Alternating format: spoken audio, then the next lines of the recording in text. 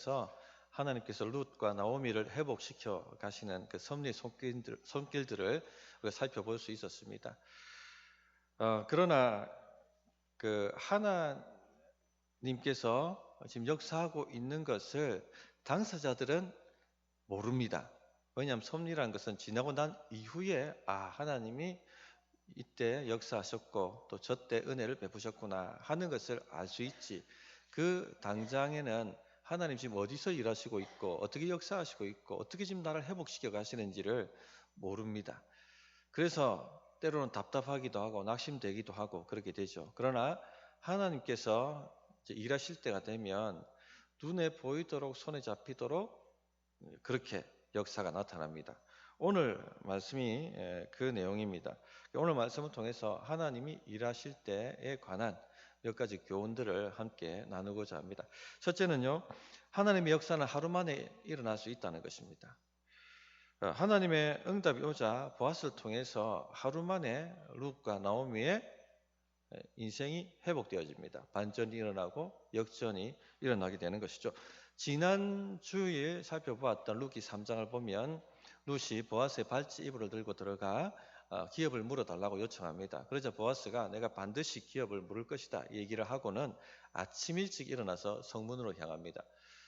이스라엘 백성들의 성문은 모든 사람들이 드나드는 문이었습니다. 성문을 통해서 밭에 일하러 가고, 성문을 통해서 집에 오고, 성문을 통해서 여행 다니고, 성문을 통해서 장사하고.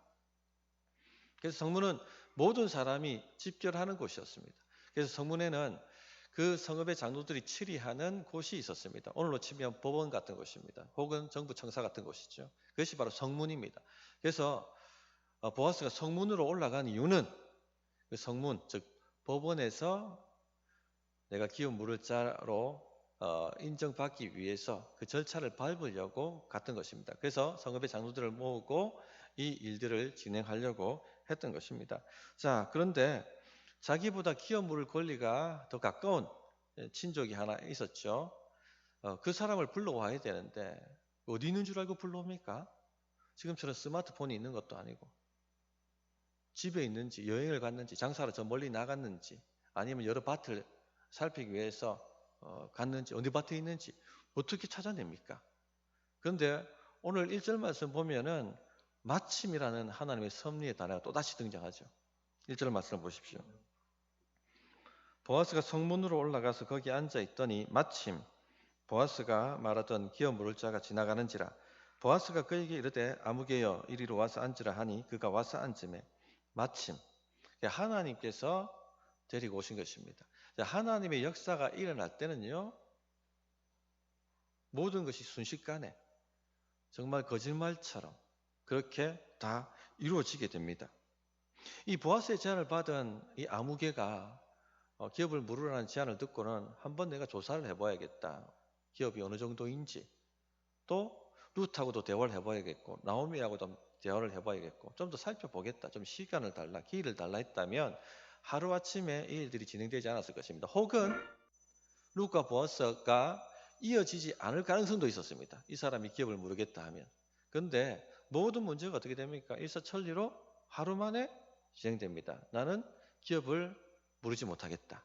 내 기업에 손해가 될까 싶어서 당신이 물으라 하면서 보아스에게 그 기업 물을 권리를 양도하고 그 장로들과 증인들을 통해서 확정 짓고 그리고 난 이후에 어떻게 합니까? 바로 보아스가 룻에게 가서 룻을 맞이하여 룻의 기업을 회복시켜 줍니다. 그것이 13절에 나오죠. 이에 보아스가 룻을 맞이하여 아내를 삼고 그에게 들어갔더니 여호와께서 그에게 임신을 하게 하심으로 그가 아들을 낳은지라. 바로 또 임신을 해가지고 아들을 낳게 만듭니다. 그러니까 이렇게 하루 만에 이런 역전과 반전이 일어나도록 하나님께서 일하셨다는 것입니다. 그렇게도 안 될 것 같았는데 그렇게 애를 쓰고 마음을 졸이고 기도해도 아무런 변화가 없었는데 하나님의 일하시는 타이밍이 되어버리게 되면 모든 것이 순식간에 거짓말처럼 이루어지게 된다는 것입니다. 요셉의 일생을 보십시오. 형들에게 시기를 당해서 애굽 노예로 팔려가지 않습니까? 얼마나 회복을 간절히 원했겠습니까? 하나님 도와주십시오. 제가 이와 같이 노예로 팔려갈 만한 죄를 범하지 않았습니다. 하나님 나를 불쌍히 여기시고 나를 좀 회복시켜 주십시오라고 간절히 기도했을 것입니다. 그러나 어떻게 됩니까? 그렇게 되지 않죠. 보디발 집에 노예로 팔려갑니다. 그럼에도 불구하고 낭망하지 않고 하나님의 역사하심을 기대하고 언젠간 하나님이 응답하시겠지. 그런 마음을 가지고 일상을 믿음으로 묵묵히 살아냅니다.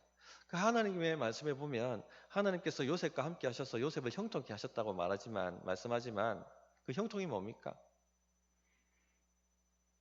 노예에서 그 노예를 총괄하는 가정총무로 일 잘한다고 발탁을 받은 것이 형통이었습니다. 그러나 한계가 있죠. 완전한 회복이 아니죠. 그건 어쨌든 노예입니다. 하나님 회복을 해 주십시오. 그러나 또 보디발 아내의 그 성적 유혹을 뿌리치고 모함을 받아서 애굽 감옥으로 요셉은 떨어지게 됩니다.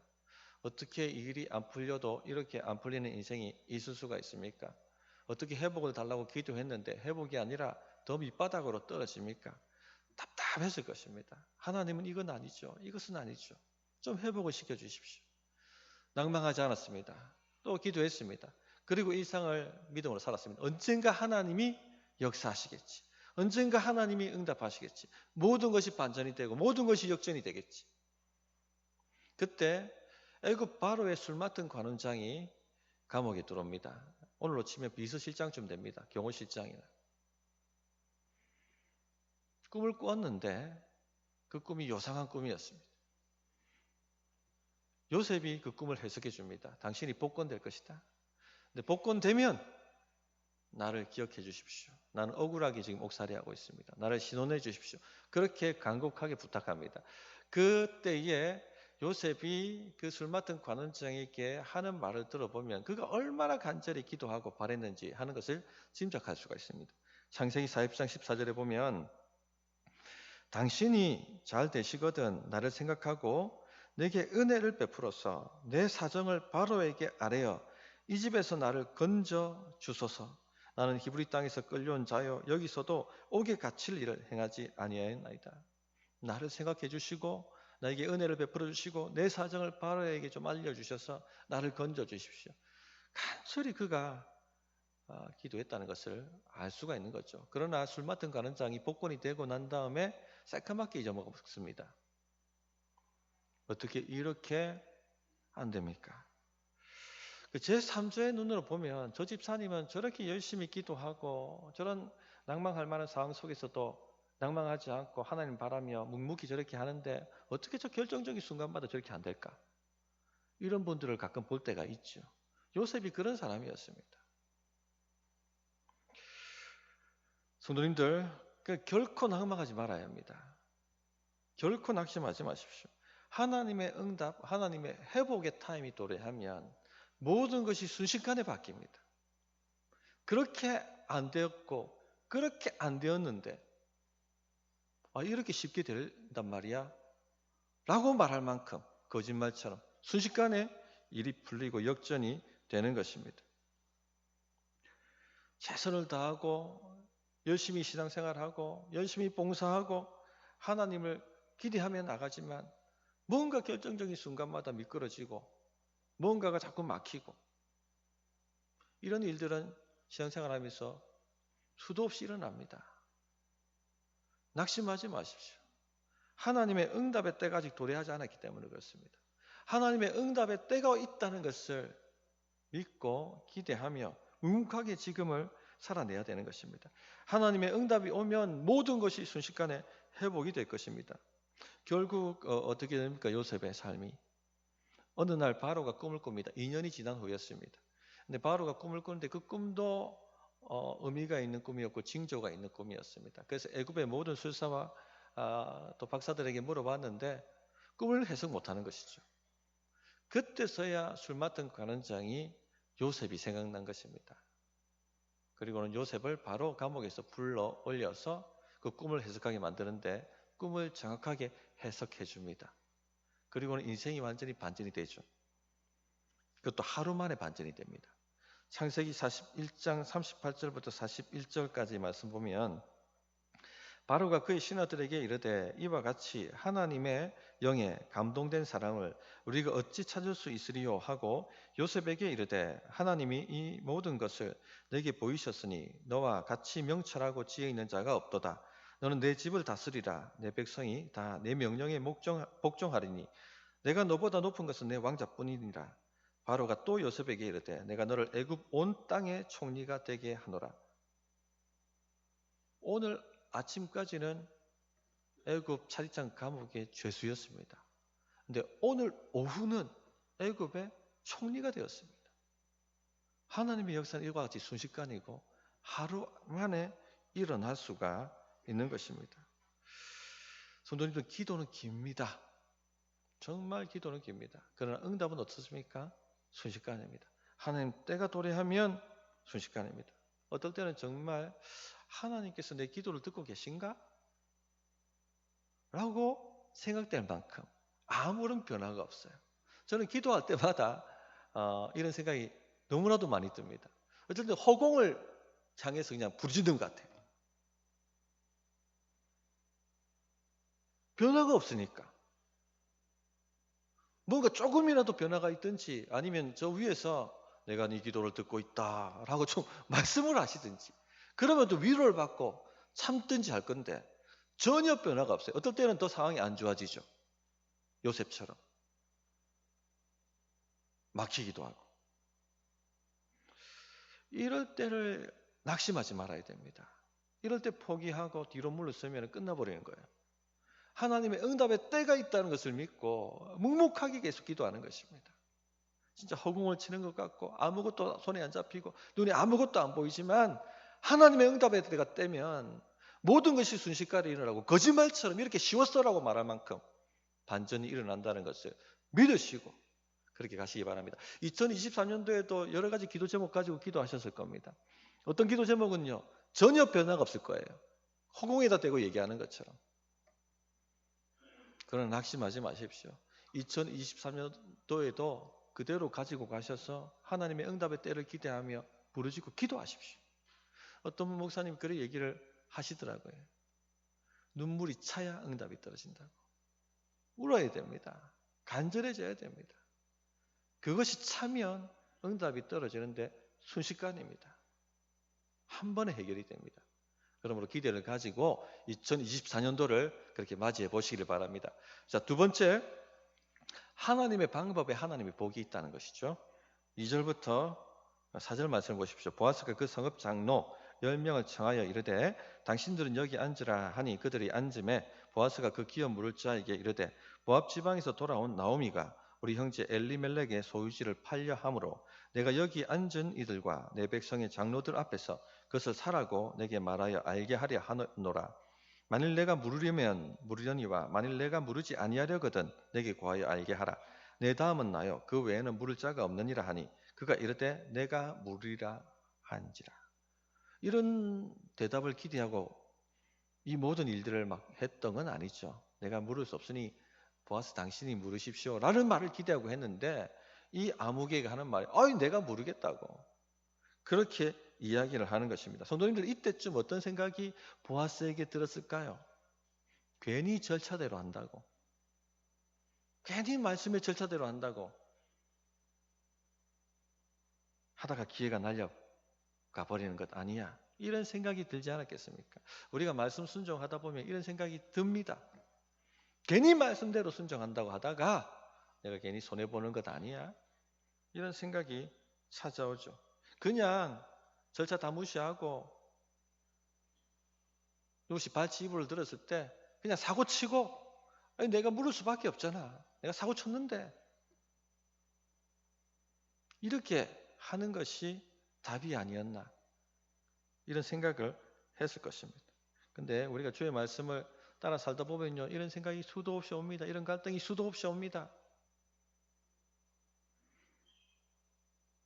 성도님들, 어떻습니까? 이런 마음의 갈등이 일어나고 있지는 않습니까? 괜히 말씀대로 살려고 하다가 나는 손해보고 있는 것 아닐까? 남들도 안 하는데 내가 왜 그렇게 해야 돼? 그런 마음으로 마음에 풍랑이 일어나고 있지 않습니까? 어떻게 살아가십니까? 말씀대로 고수하고 계십니까? 아니면 적절히 타협해서 그냥 세상 방식으로 살아가고 있지 않습니까? 2023년도 어떻게 사셨습니까? 말씀의 방법대로 고수하셨습니까? 아니면 적절히 타협해서 순종할 건 순종하고 아닌 건 아닌 것으로 그렇게 하며 살지는 않으셨습니까? 성도님들 끝까지 하나님의 방법을 고수하셔야 돼요. 거기에 하나님의 복이 있습니다. 우리 신앙생활 하면서 이 갈등을 벗어나지 못합니다. 아무도 여기 졸업 못해요. 죽을 때까지. 저는 목사지만 지금도 제 마음에는 하나님의 방법과 세상 방법 사이에서 갈등이 일어납니다. 그때마다 뭘 선택해야 됩니까? 하나님의 방법을 고수하는 것입니다. 거기에 복이 있기 때문에, 거기에 능력이 있기 때문에 우리가 하나님의 방법을 고수해서 하나님이 일하신다는 것을 맛보아 알아야 됩니다. 그래야 신앙이 성장합니다. 그래야 신앙이 달라집니다. 그래야지 더 큰 문제에 있어서 내가 믿음으로 내 삶을 걸 수 있지 않겠습니까? 성경에 나오는 이야기 중에 하나님 방법을 끝까지 고수하지 못해서 버림받은 대표적 사람이 한 사람이 있습니다. 누굽니까? 우리가 너무나 잘 알고 있는 사울 왕이죠. 사무엘이 와서 하나님께 제사 드리기 전까지는 전쟁을 개시하지 말라 하는 하나님의 명령을 받았습니다. 자, 그 말씀을 고수해야 합니다. 그런데 사무엘이 정한 시간에 오지 않았습니다. 군사들은 동요되기 시작했고 한 명, 두 명 탈영해서 빠져나갑니다. 그 당시만 해도 군사의 사기가 엄청 중요하죠. 지금 전쟁도 마찬가지지만.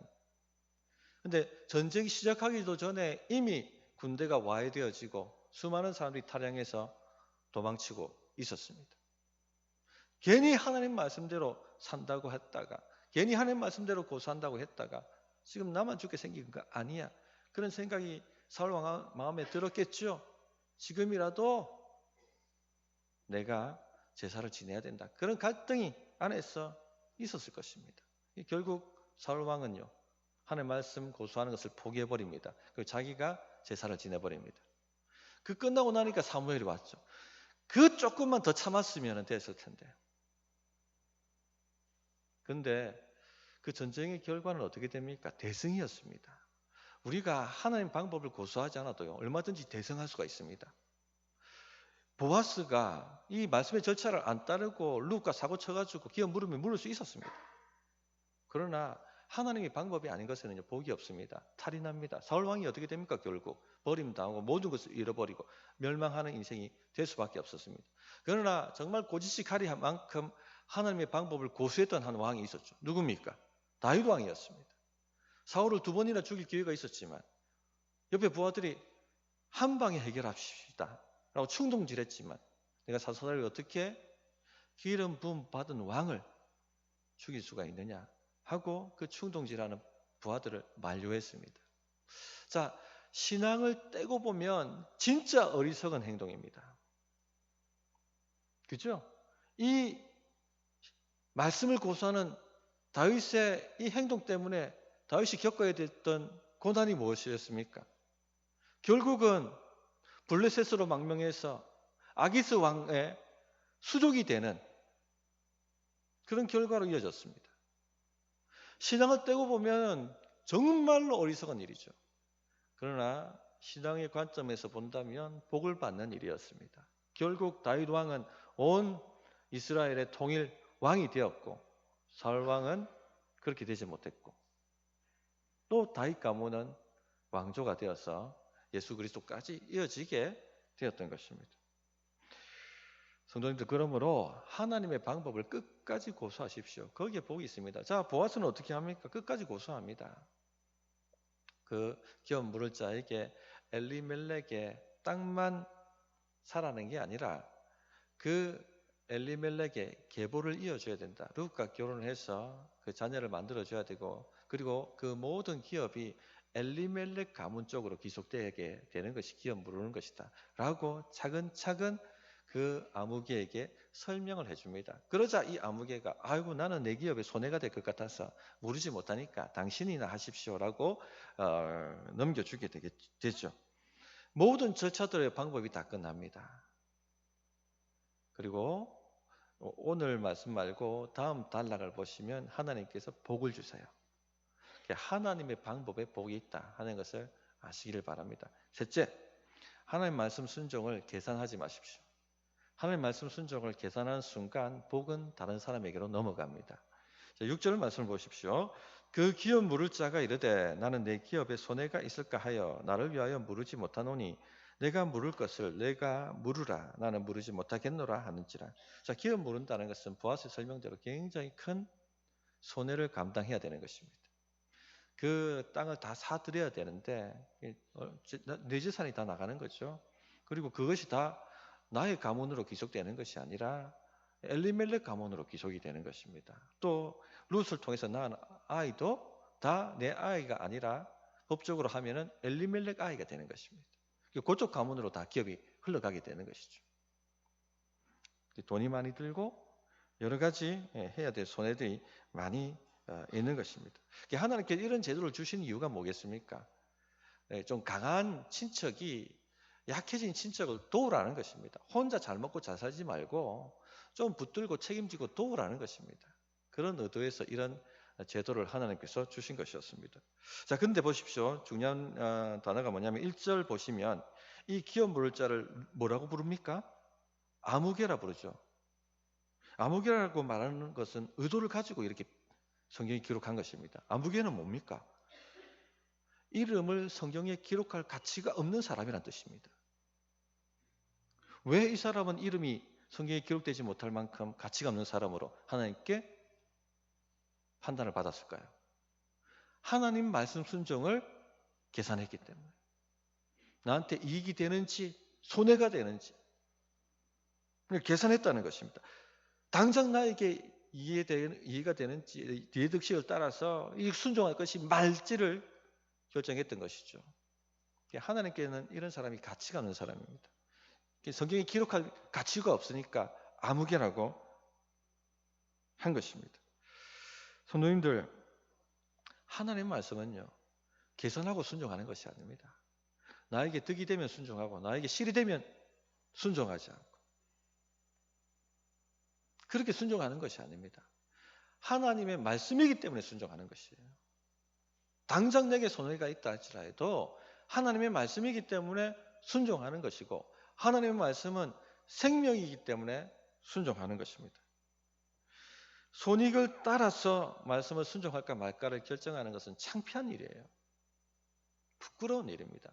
하나님 백성으로서는 하지 말아야 될 일이죠. 오늘 7절부터 8절 말씀을 보시면 옛적 이스라엘 중에는 모든 것을 무르거나 교환하는 일을 확정하기 위하여 사람이 그의 신을 벗어 그의 이웃에게 주더니 이것이 이스라엘 중에 증명하는 전례가 된지라. 이에 그 기업 물을 자가 보아스에게 이르되 내가 너를 위하여 사라 하고 그의 신을 벗는지라. 자, 신발을 벗어주면 집까지 어떻게 걸어갑니까? 맨발로 걸어가는 거예요. 맨발로 걸어가면 주변의 사람들이 그걸 보고 뭐라고 하겠습니까?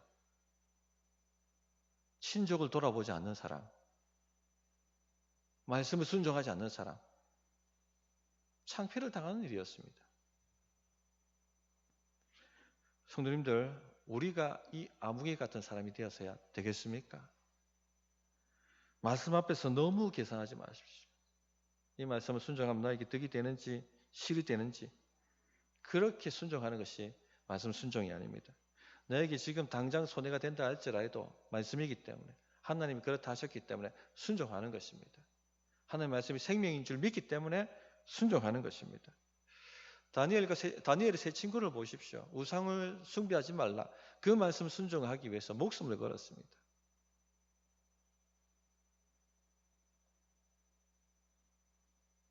그 말씀 계산하는 사람이었다면 순종이 되었겠습니까? 타협해버렸겠죠. 어쩔 수 없잖아 상황이 이러니까. 어쩔 수 없잖아 상황이 이러니까. 그래서 순종했겠죠. 일제시대 때 친서참배를 일제가 강제했지 않습니까? 우리 교단을 세운 선배들 외에는 모두 다 친서참배를 가결했습니다. 저 인천 송도 앞바다에 가서 천주 대신의 이름으로 다시 세례를 다 받았어요. 목사 장로님들이. 계산한 사람들이에요. 당장 목숨을 잃고 재산을 다 빼앗길 판이니까. 상황이 이러니까 어쩔 수 없잖아. 말씀은 그렇게 순종하는 것이 아닙니다.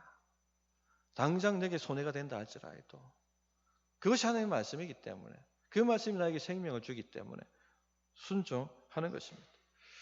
요즘 시대가 너무 계산적인 것 같습니다. 나에게 이익이 되면은 물불 가리지 않고 그 권리를 취하려고 하고, 조금이라도 손해가 되면요 항의하고 따지고, 자기중심적이고 이기적인 시대를 살아가는 것 같습니다. 기독교인들은 절대 그렇게 살면 안 됩니다. 특히 말씀 순종에 있어서 그런 잣대를 가지고 살아가시면 안 된다는 것입니다.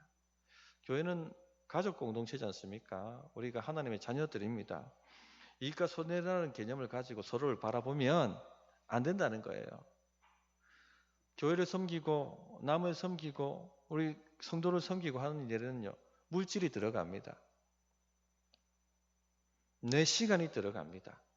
내 에너지가 들어갑니다. 그런 것 다 따져서 나는 못하겠다고 말한다면 계산하는 사람이에요. 복이 그 사람에게 오는 게 아니라 넘어갑니다. 만약 이 아무개가 내가 기업을 모르겠다, 내가 책임을 지겠다고 했다면 그 사람 이름이 성경에 보아스 대신 기록되었을 것이고, 예수님의 계보가 그 루트를 통해서 내려가는 복을 받았을 것이고, 또 베들레헴에서 유력한 자가 되었을 것입니다. 그러나 손익 계산하다가 그 복이 보아스에게 넘어가 버린 것입니다.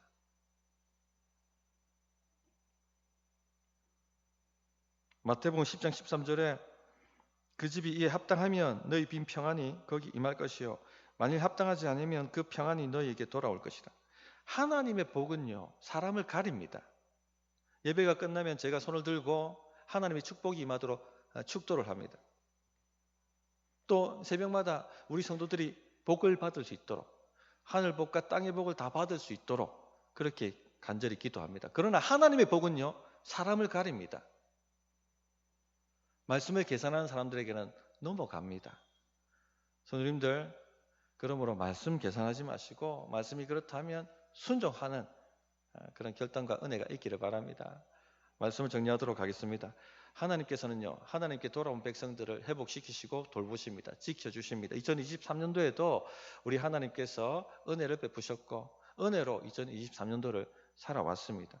어떤 분들은 진심으로 하나님을 구하고 그 날개 아래 거하기 위해서 하나님께 그 의지를 했겠죠. 잘하셨습니다. 그럼에도 불구하고 삶의 형편이 나아지지 않고 기도했던 대로 응답을 받지 못했을 수도 있습니다. 그러나 낙심하지 마십시오.